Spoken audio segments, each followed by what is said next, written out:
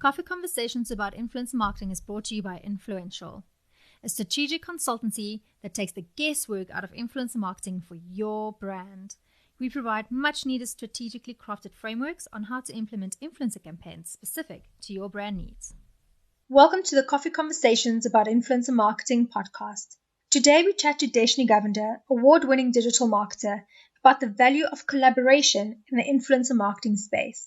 Currently, she's the head of channels of influence at Draftline ABinBev, and she gives us a sneak peek behind the curtain of how influencer marketing is done at the alcohol giant.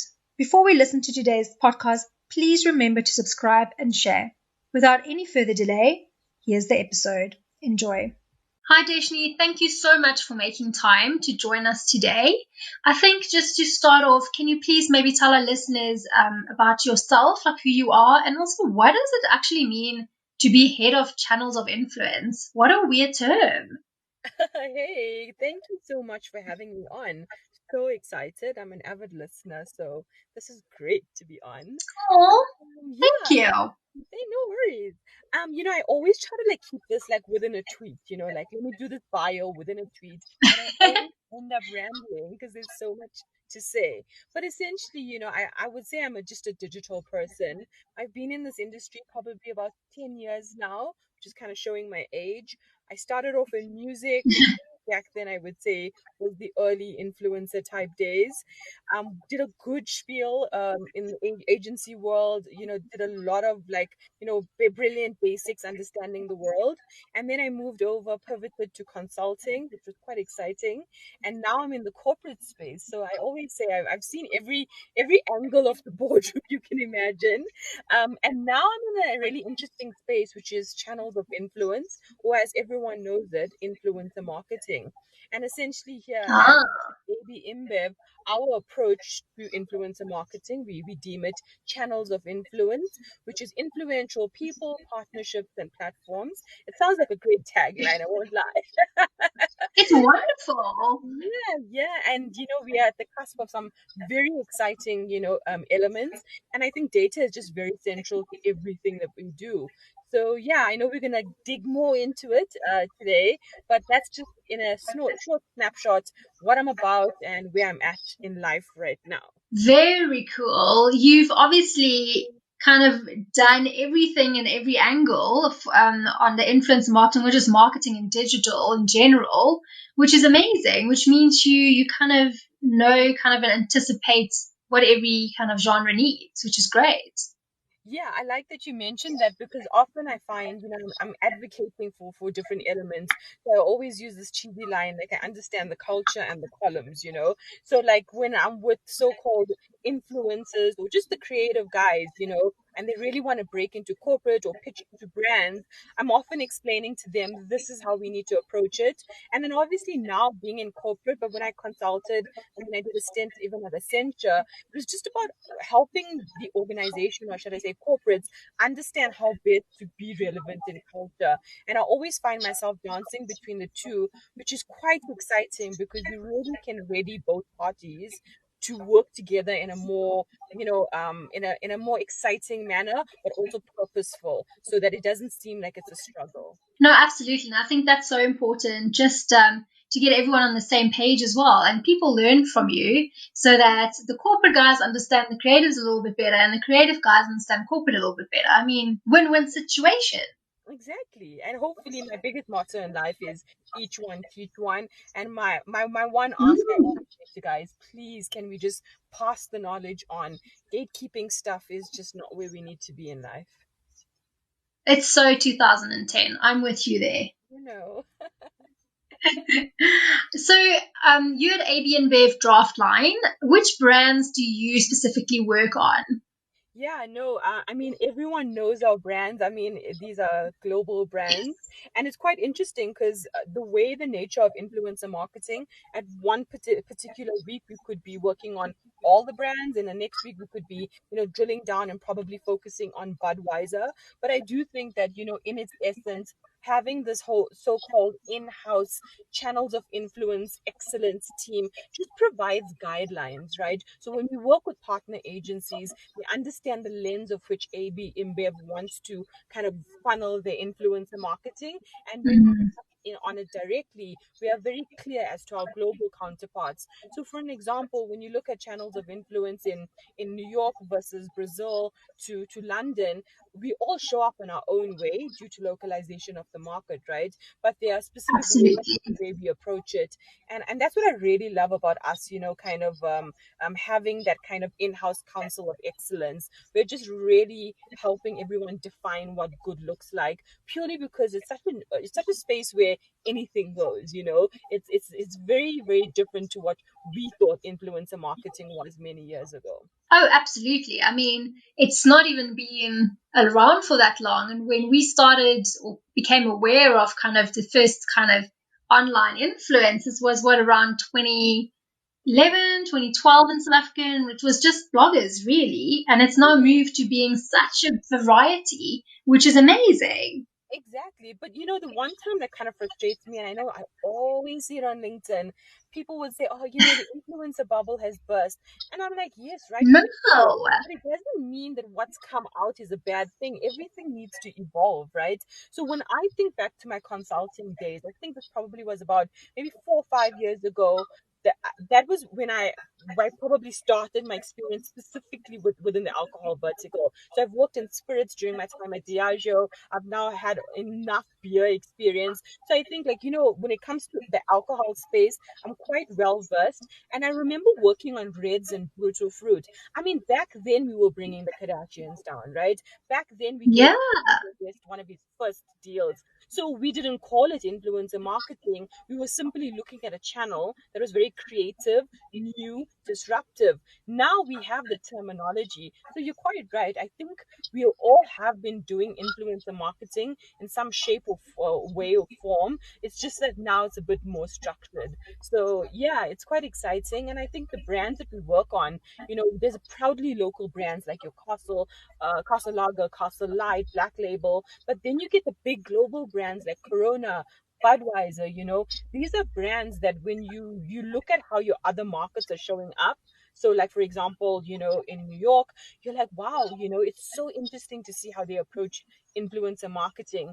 And that for me is what excites me in my day job, just having all these kind of like shared networks that I can learn and grow and hopefully impact our local environment here. That's what I'm also so excited about the space as well. And you hit it on the head by Yeah. saying people keep going, influence marketing is dying. It's really not. It's just evolving, right? Like everything in marketing keeps on evolving.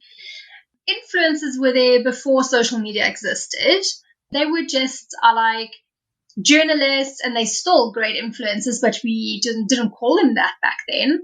Influencers are CEOs of companies, anyone who literally had a big presence and could influence masses of people, they were influencers. Exactly.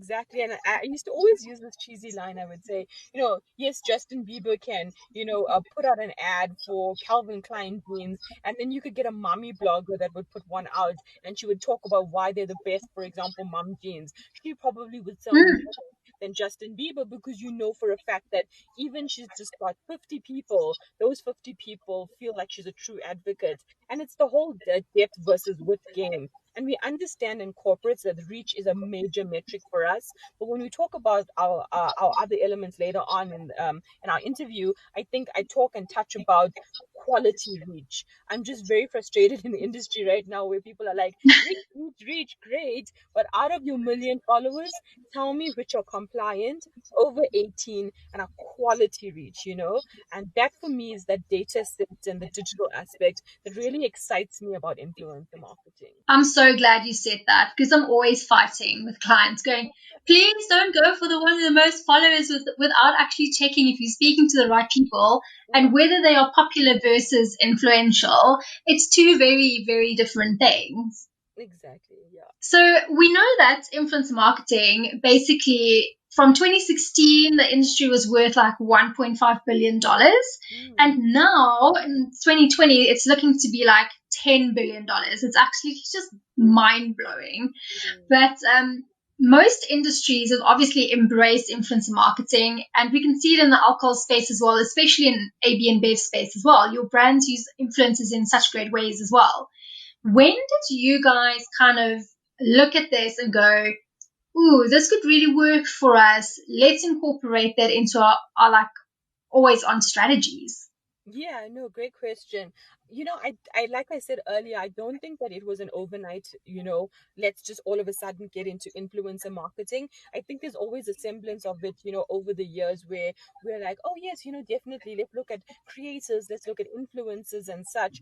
I joined in 2019, and I think for me, that is when I realized there was going to be a big step change. I had just left Diageo, and back at Diageo, we were doing a lot of influencer marketing, and just kind of defining what the strategy needs to be for spirits, for an example. When I had joined, I was really intrigued by the fact that this was channels of influence. And again, locally here for Africa zone, because that's where the vertical we work in, there nothing had been defined. So every brand team was doing influencer marketing, but there was no central defined approach as to this is what good looks like. And so from 2019 to well now, even though lockdown feels like 9 years, to now, Like, we have yeah, a made decade.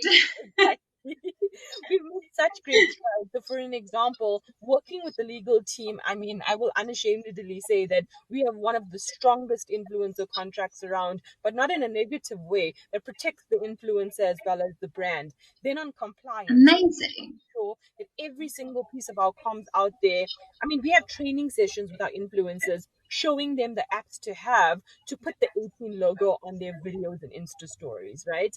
Then you obviously have our partner agencies and the brands saying, cool, this is the activity we need to drive. But then we look at it, cool, how do we have a great relationship with the influencers? So we created a role called relationship managers, where you have a person mapped to a brand to look after those influencers, right?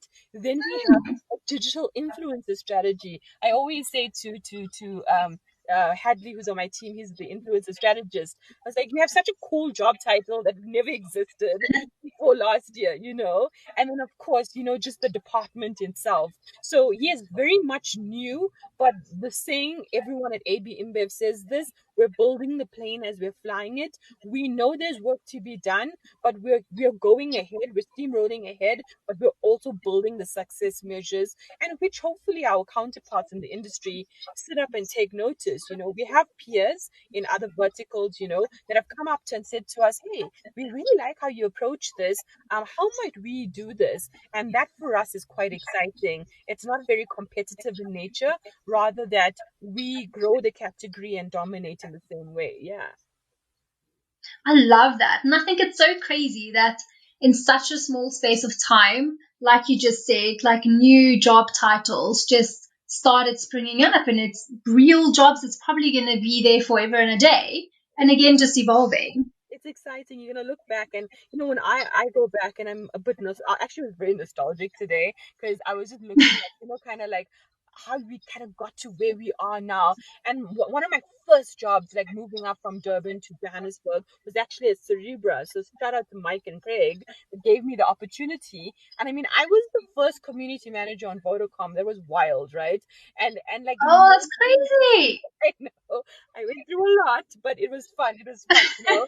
And the thing is, in the agency environment back then, we defined what social media was in South Africa. I mean, it is and was one of the greatest social media agencies. And I remember that fire Mm-hmm.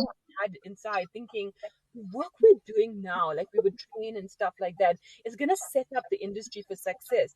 That same fire is in me right now. I know the work that we're doing is really going to benefit not just brands in-house at AB InBev as well as the rest of Africa, but also just our counterparts in other industries, to say, you know what, this is something that's going to be around. And most importantly, the influencer feeling that they're protected, because more than them having followers, they are human beings and they are agencies in themselves. And they need to know that we respect them, and it's a mutually beneficial relationship outside of a paycheck.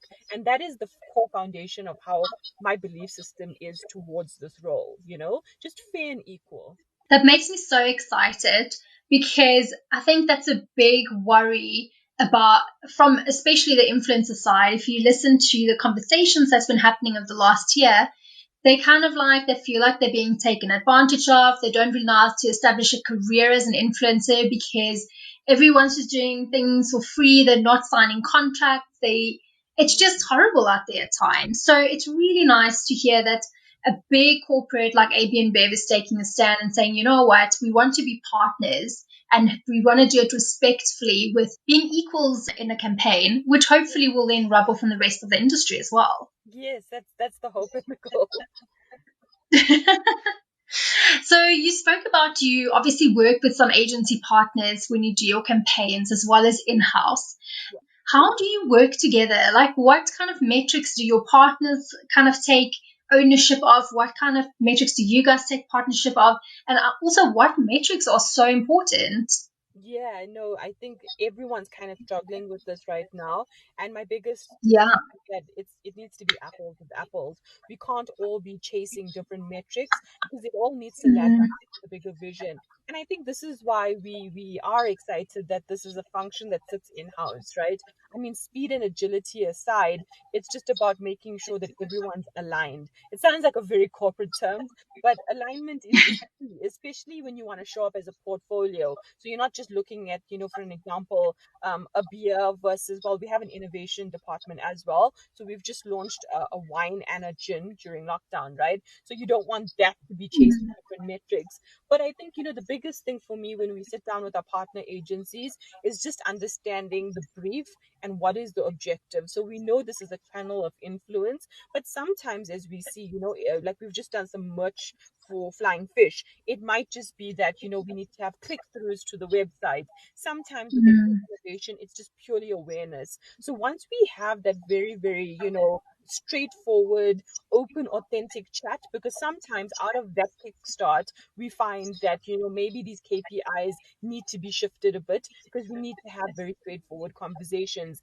Then we'll move into what are our key metrics. And as you know, yes, we've got reach on the table. I mean, when I look back to my Diageo days, it was reach, recency, and impact. When I go here, it's the yeah, same situation. We just have different terminology for it. But when I look at the reach bucket, quality reach is important. And not because I just want to put a stake in the ground and be a bit different, right? We have a responsibility as a business within the alcohol space. So for me, when I bring an influencer in, or it's 7 or 10, we need to make sure that number one, if they have, whether it's 50,000 or a million followers, almost 70% of that needs to be LDA, legal drinking age. So we have tools in sure, that we funnel all our influencers through. It'll show us, for an example, influencer X has 40% of their influence or followers sitting in a specific age range. Then we know it's a go. So that's kind of the first check, right? Then the second check is just making sure that the person is, as you would say, kosher, no scandals around them, mm, no record, all of that. So we go through quite an intense kind of process.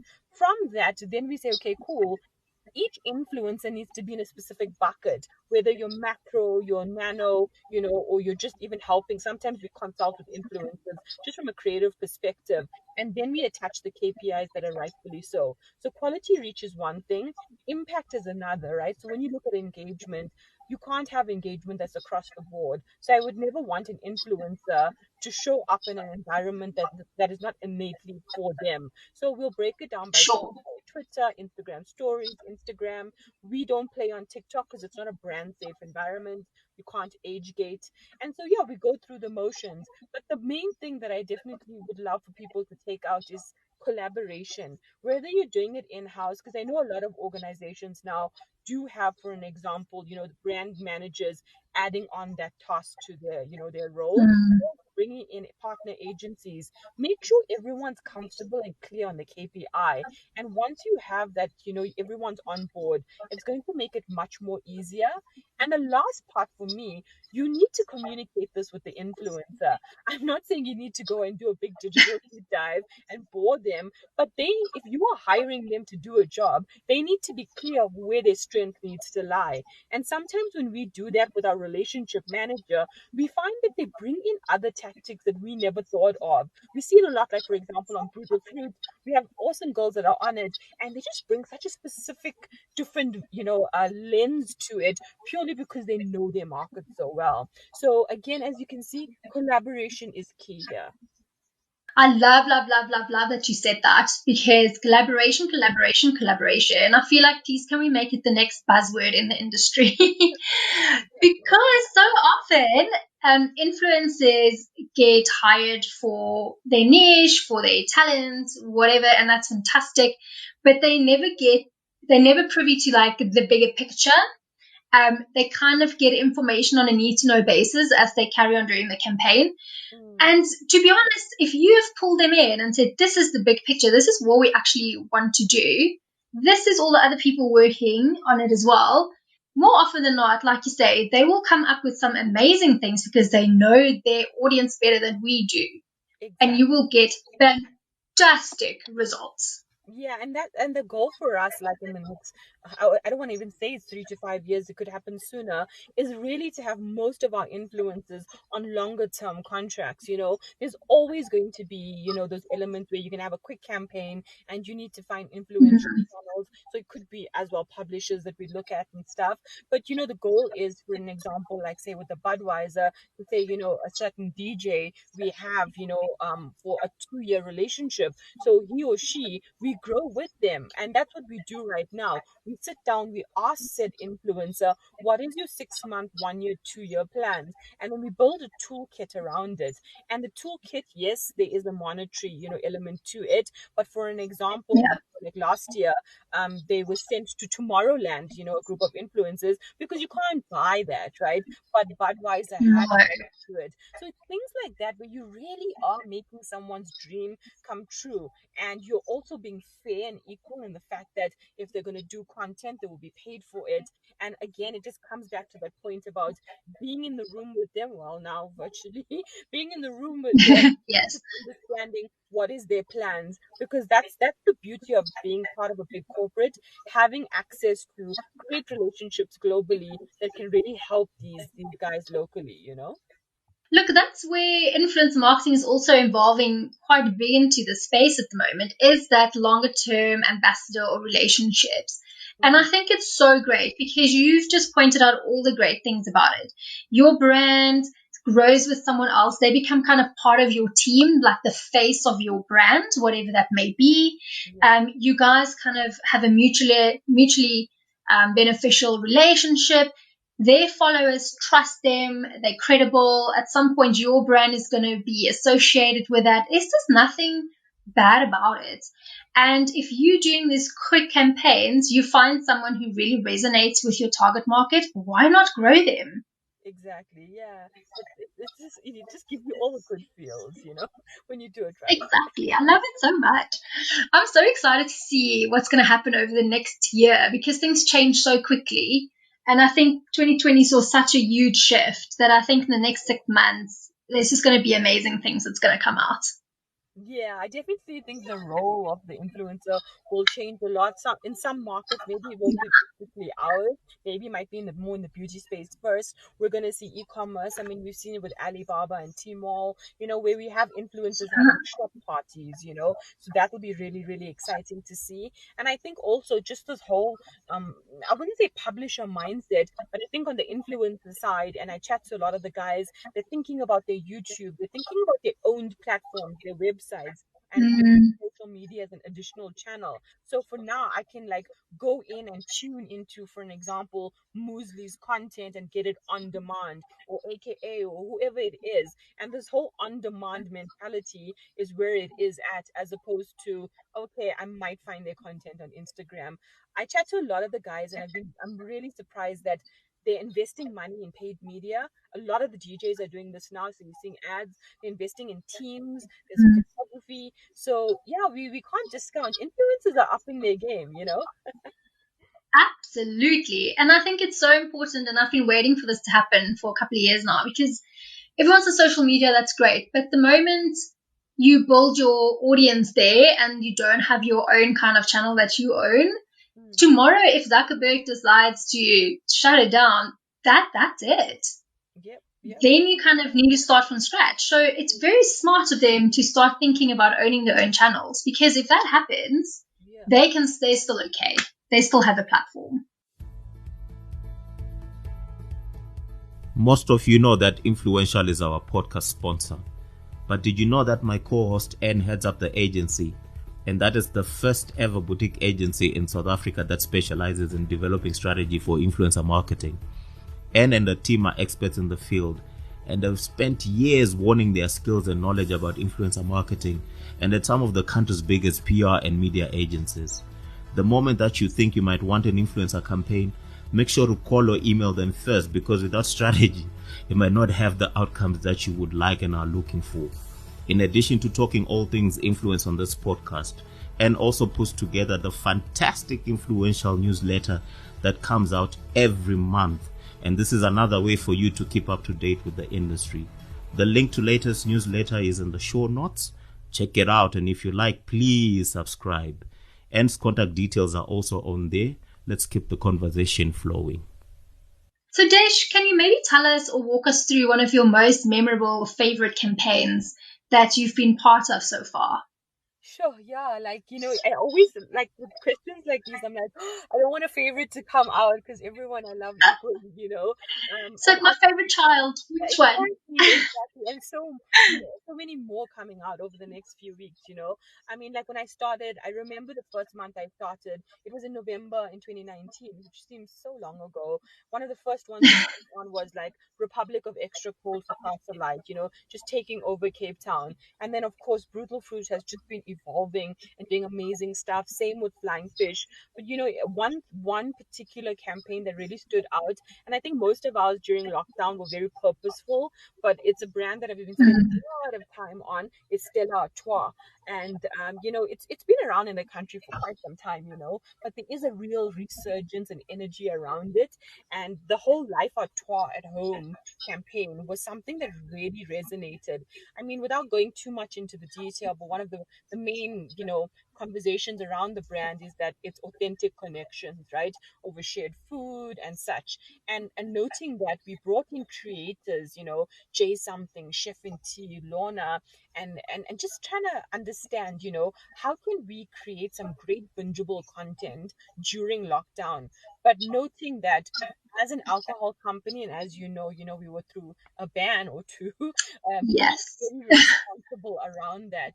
And there was a lot of like nuances to it, but the main thing that I want to take out is that it was really tied to a Save Your Spot campaign. So every voucher you bought, it was going to help a restaurant. I mean, in the end, it was like literally, it was just it really just hit you really, really like here by your heart, because we saved over 500 spots. But more so than that, we have an ongoing relationship with such amazing creators. But during that time, just coming onto your Instagram feed and seeing Chef in Tea cook from her kitchen, you're not just getting the brand experience, but it was edutainment. You felt like the brand was speaking with you and not at you.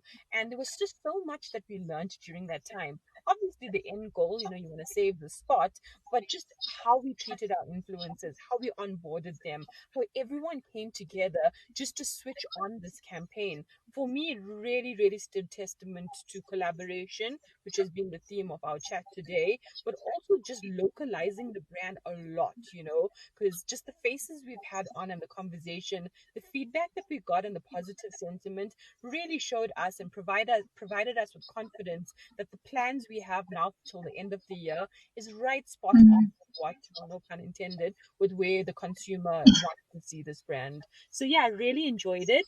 And sneakily, if I have to say a second one, I really like the Brutal Fruit Brutally Responsible. I mean, every Saturday we would have our Spritzer challenge. Spritzer has been doing so well, but the Brutally Responsible was really important, because when the ban was lifted, it was important that each brand, through their channels of influence, advocated for responsible drinking. And we had the girls come onto Instagram, but they did it very TikTok style, just showing, like what would happen if you're not responsible. Like you literally could have privilege taken away from you. So yeah, that was also really exciting for us. Yeah. I remember following the Save Your Spot campaign, and it was really impactful. And I think it resonated so well with everyone, especially in South Africa, because it kind of tapped into that human behavior and that human truth that was going on at the moment, and probably still going, where everyone was watching their favorite kind of dining spaces or favorite pubs really struggle. And coming out of lockdown, a lot of them closed down. So I think people were quite willing to help if they could, which just kind of drove that campaign to be so successful. Exactly. And all the influencers, I mean, I even stopped saying the word influencers. I call everyone creators. I mean, I remember having a conversation Wonderful. with Jay something where, he was just absolutely, I mean, he's been in this specific food space, being a restaurant owner and such, knew what it meant to be impacted, and just the added effort that he brought with his team. It really, and I say this, not lightly, it really was so amazing that we had the right partners at the right time. Because yes, you can get any influencer that can be brand mapped to a passion point, but having those that are so passionate about it, everyone even got along very, very well together. And so for us, yeah, it was really a job well done, massive team effort. It was not a win alone, and it just showed all your touch points. I mean, radio, print, social media, everything came together for this one singular goal. So yeah, and I can't wait for you guys to see what we have planned for the rest of the year. So really stuff for Stella Artois. I think you mentioned something super, super important here that also goes hand in hand with kind of tapping into human behavior or that psychology behind what we do, is finding the right influencers or creators to execute. You need to have people who is authentic, like a Jay something, like a Lorna, who is in that kind of space and kind of can feel and kind of empathize with what you're trying to achieve. Yeah, exactly. And I mean, I think we might touch a bit later on, but it's so important whether you get a brief or it's a campaign coming up, not to just take, and I say this to anyone listening, wherever you may be sitting on the corporate side or the agency side or consulting, just don't try and do like paint by numbers, really understand the brief, understand the brand, and if you need to push back, please do so, because you really need to think about the creators or the influencers that you're matching to your brand. Yes, brand passion points is one element, but you can have everyone that ticks that box, but there might not even be a chemistry fit, so to speak. So we've Yeah. had, like, just in the last 2 weeks, we had like a really cool chemistry session with a particular influencer, just to see if they even just get along with the brand over and above consuming it. And those are just some two different tactics that you wouldn't think. You'd think that it's a lot, it's, as they would say, it's being extra, but when you're investing that amount of time and money on a collaborative effort, you want to know that you're not wasting each other's time. So that for me is really important. So yeah. That's a really good point, and I think everyone should make a note of that, to be honest. Yeah. So, Desh, in your mind or in your opinion, how does using influencers or creators in a space help brands really connect with their audiences? Yeah, I always go back to this. I call it the title that never existed, channels of influence, right? Because I remember when I interviewed for the role, I was like, I can't even research this because there's nothing that exists, you know. It's like, what is this? It's quite nice. It's quite nice. But jokes aside, literally by virtue of the name, channels of influence, it's about it living within the ecosystem of your digital. So the same reason why you would use Twitter, it's very conversational, or YouTube, larger platform, you're going to an influential people, platforms, or partnerships to push out your brand comms.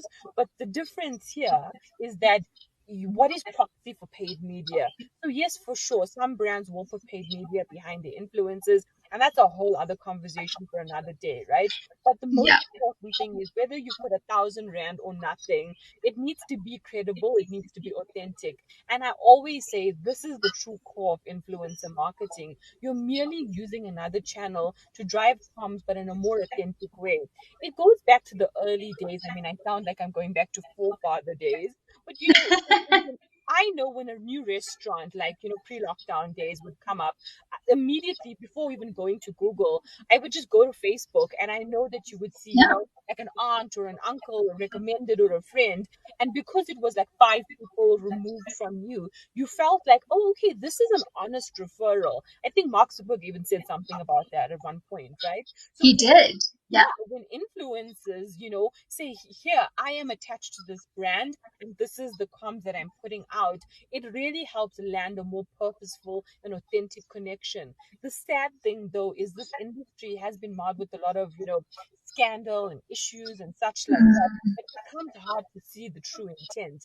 And that is why it's important for the I would say the guys that are much more bigger in the industry, or the bigger, I would say companies. I said the same thing to Sadika, even at Tiger Brands. We were having a long conversation. I said it's almost like we all have this duty now to make sure we write the songs of everyone else, because it's such an amazing platform. So yeah, to answer your question, I definitely think it has a specific role. It might change time to time depending on the company, but for here and now, I think it's just about getting the right reach out there and using a credible voice.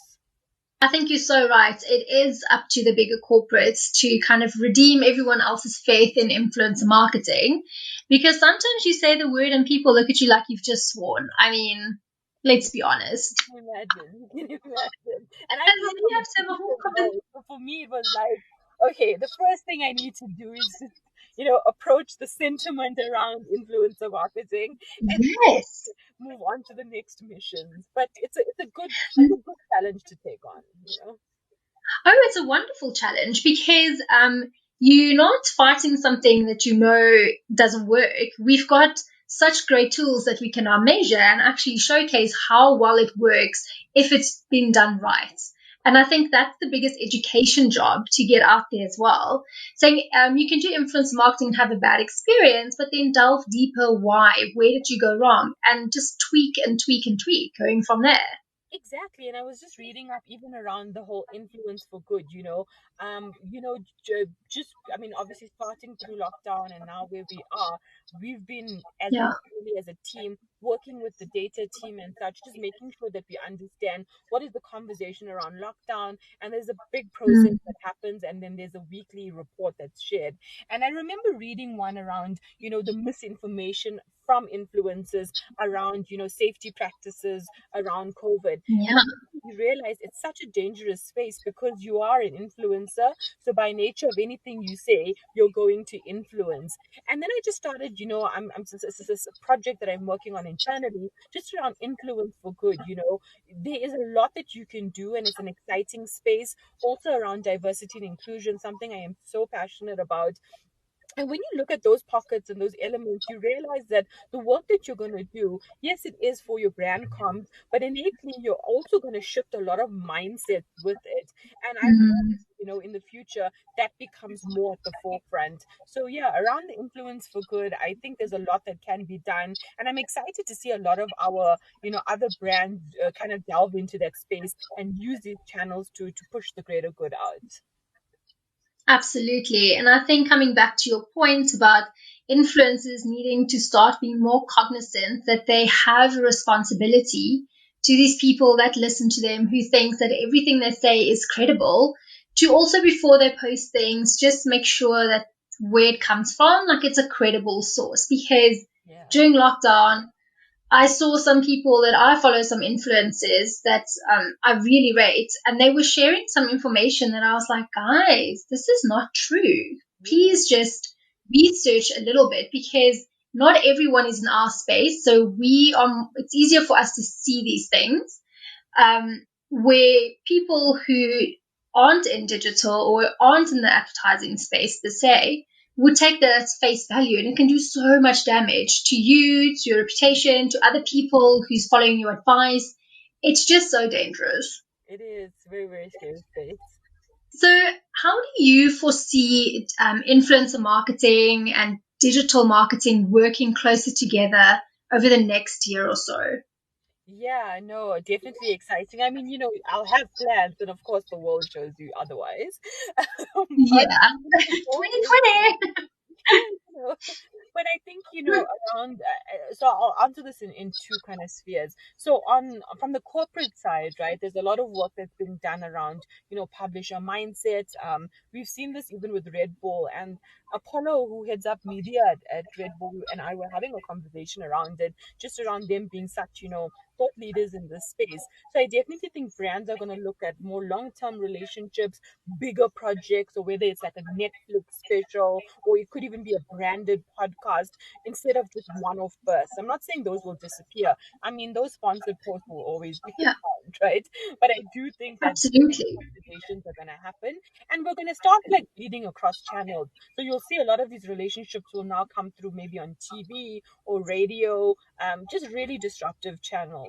And then on the Yeah, influencer side, and this is what I kind of like about my role, because I really get to go and spend time with influencers and creators. And I've just sat with like, some guys in music as well as in fashion and beauty. And I think it goes back to what I said earlier on, just owned platforms. So for an example, there was a particular person, I'm not gonna out their name right now, but they a YouTube channel, but they have a full team. So the content is not out there, but they already know, like, for the next 16 weeks, this is the weekly drop they're putting out and how it fits in their bigger ecosystem. And this is someone we're just so used to seeing gigging, normally like a normal DJ. The fact that I'm so curious. yeah, said person is actually creating like a mini media empire. There was someone else in the fashion space that was talking about, using Instagram as an actual shop to sell certain wares Yeah, in a more collaborative method. And I mean, that's when you talk to the likes of your Instagram and Facebook, you realize that these partners really need to start like bringing in creators, because that's where you can pilot this new innovation. And then also on the creator side, I'm seeing a lot of business influencers, which excites me, so you're seeing people who yeah. are entrepreneurs, or maybe they're starting like a side hustle, but just really influencing like on LinkedIn or even just on podcasts. And that for me is a very small market, but very purposeful. So when I look on both sides, if I try to find the golden thread, it definitely is about, having a very purposeful narrative and not just trying to do once off birth. Oh yeah, here's me sipping something. Great. I've got a Mm, paycheck. It's about saying my values are aligned with yours. And the other thing which excites me, and it's something that we're working on, and we've done a bit of it so far, is just positioning ourselves and the tools and the access that we have to help an influencer. So whether it be someone needs to get verified on Twitter or Instagram, or someone needs training, or they need access to a person at Google, whatever it is, there's a lot of merit of us as an organization having access to this. So when an influencer comes over to us, we can have that conversation. I remember when I started in November, there was a particular person that came through, and they had like 3 or 4 challenges, and I felt so bad because they were trying for the last 2 years to solve this, because they're not an agency, right? So it's not like they're an Ogilvy or a yeah, and we helped them with like 2 out of their 4 problems, and they just couldn't believe it. They were like, wow, I can't believe like this was done in the space of 3 weeks. And I realized that we were almost also an agency to these influencers. So it was so exciting, and I hope that grows more. It's definitely what we obviously offer as part of when we do our relationships with them, but just giving back and helping them, because the more they succeed, they're a better partner to us. But then when they leave, they feel empowered outside of a paycheck. that is so great because it's in a true partnership. It's not just come in, do your campaign and then leave. They do feel, I would say, then a sense of loyalty to you as well and go above and beyond and really love your brand. Yeah, exactly, exactly. So, Desh, you mentioned that we will start seeing, and we're already starting to see it, influencers being used across channels, not just with their influence marketing on their social media or digital, but kind of going across into the out of home spaces on your TVCs and all of that.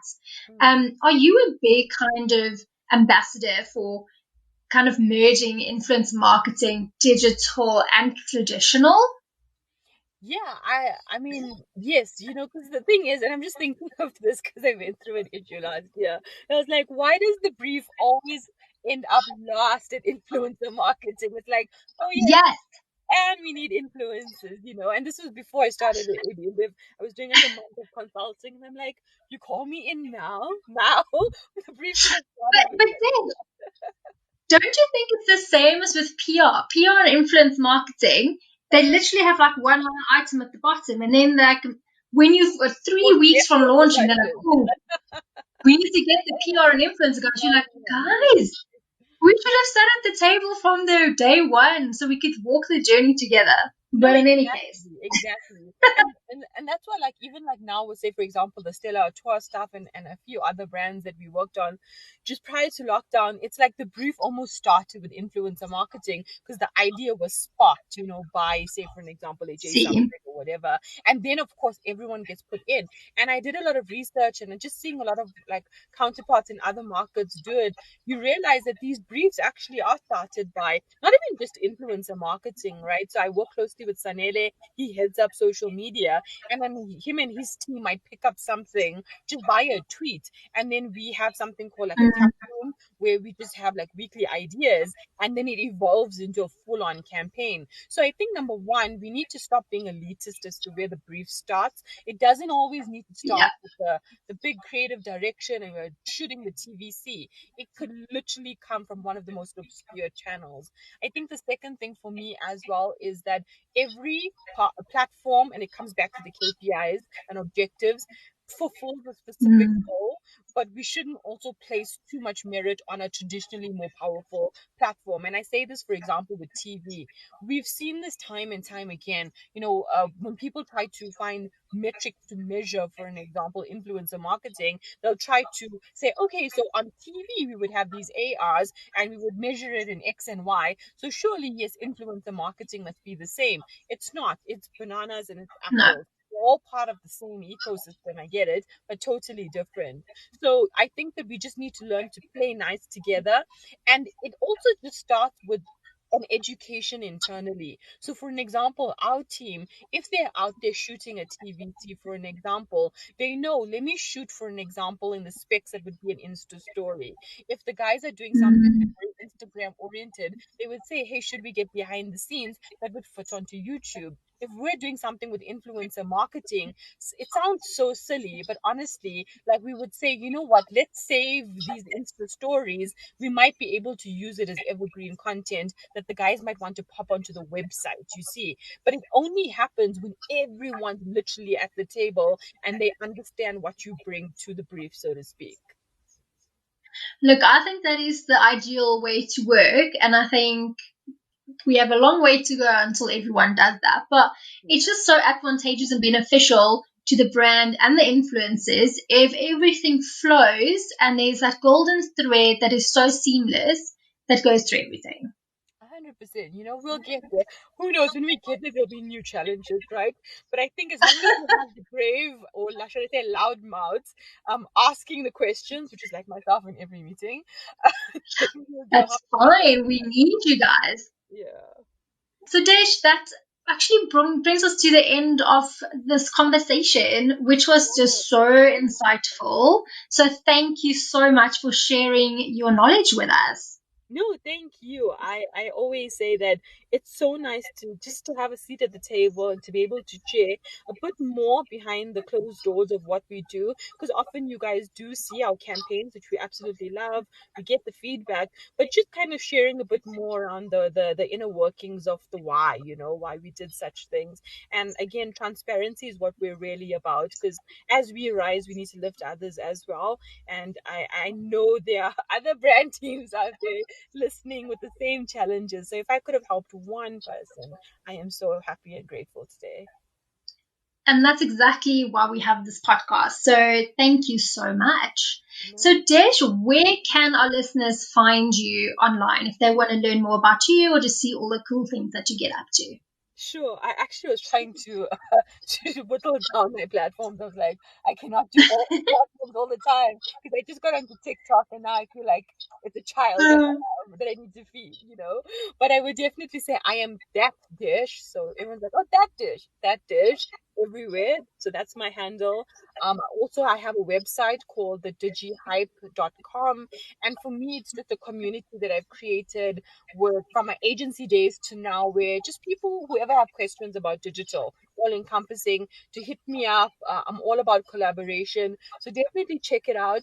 And yeah, I'm inspired by you guys. So I launched a podcast. It's dropping in the next 2 weeks. Woo! And I want to say available in all podcast platforms, but yeah, Well, you know the one platform is giving me an issue, but I am on Spotify. It's giving everyone issues, Dash. Don't worry. Everyone. I hope Apple's not listening to us and they don't like mark my stuff. But Can yeah, you imagine they like shadow ban us or oh something? my Like, gosh. no. Yeah, exactly. No, but it's called Influencer Insider, and it's just about, bringing a lot of the guys that you would see traditionally as influencers. So each episode, they come in with a challenge, we solve it, and also just the faces that are influential behind your best brands. We've got guys from like Red Bull, Tiger Brands, all of that, just chatting and talking about their approach.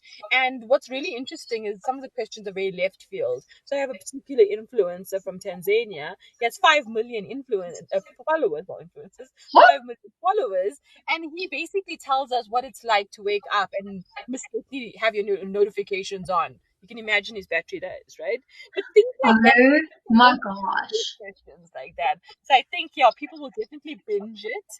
And yeah, I think just stalk me, reach out to me. I'm always up for a conversation. Look, Dash, I'm definitely one of your first subscribers when that podcast come out. So please keep me updated. It'll be amazing. My advice to the guy with 5 million followers is turn your notifications off. I know, I think he had dropped phones and then he had not set it up and he was like, oh my. I love it so much. I can't wait.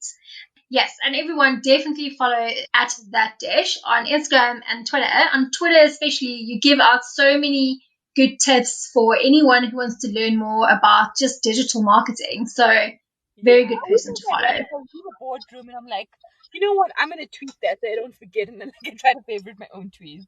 So for me, it's like Oh, my I diary. love that. I should do that. I just write things down old school, but I feel like that's more valuable actually. Oh no, just never do it when you're angry, because yeah, HR will not be No, happy. no. Never ever tweet or gram when you're in a bad space, headspace, ever. Thank you again, Dash, and I hope we speak to you soon again. No, for sure. And when everything is up and out, hope to see all you guys supporting us. We have a lot of stuff planned for the next year. So yeah, just again, thank you to everyone that supports all our brands. We see you, we feel you, we appreciate you, and more so just for giving me this platform. I'm really, really appreciative of it. So yeah, thank you. Not huge pleasure. But you go and have a great weekend, and we'll chat soon. Okay, awesome. Thanks. Bye.